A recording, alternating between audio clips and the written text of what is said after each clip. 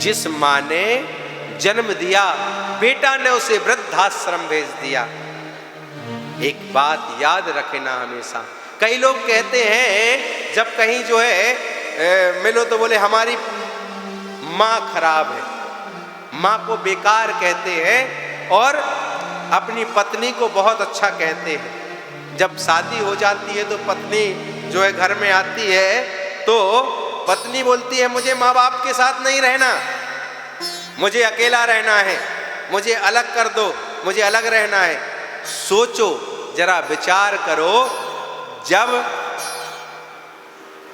जिस माँ ने जन्म दिया है उस माँ से बेटी अगर अलग कर दे, बहू अलग कर दे, कह दे एक काम करो, माँ को अगर यहाँ नहीं अच्छा लगता है तो आप बाहर भेज दो, हम जैसे रहते वैसे ही माँ को रहना पड़ेगा, पापा जी को वैसे ही रहना पड़ेगा, अगर मेरे अनुसार नहीं रहेंगे तो घर छोड़कर चले जाएं, पर मेरे अनुसार रहना पड़ेगा।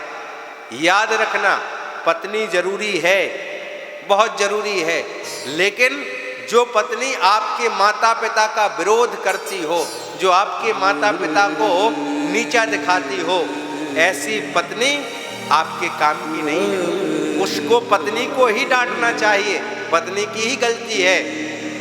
यद्यपि ऐसी थोड़ी बहुत बातें हो जाती है और ये अच्छी नारी के लक्षण नहीं है। ऐसी नारी जो माँ को अपने साथ न रखे, उस नारी को श्रेष्ठ नारी नहीं कहा जा सकता।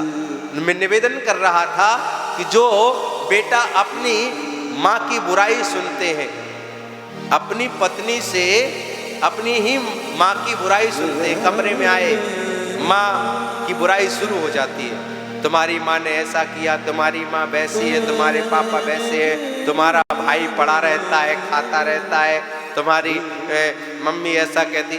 समझ लेना ये सुयोग्य नारी नहीं है, कुलक्षणी कहा जा सकता है इसको, जो अपने परिवार को जो है बुराई करती हो, उसे गलत शब्दों का प्रयोग करती हो। शाम के पति आए उसको यही बातें सुनाई जाती हो, ये ठीक नहीं है। उनको बताओ, जैसे आप अपने माँ बाप को नहीं छोड़ सकते, आप अपने माँ बाप को जितना प्रेम करते हो, स्नेह करते हो, दुलार करते हो, ऐसे ही मेरी माँ है जिसने मुझे जन्म दिया है। अगर वो गलत भी बोले तो आपको सुनना पड़ेगा, अगर वो डांटे भी तो भी आपको सुनना पड़ेगा।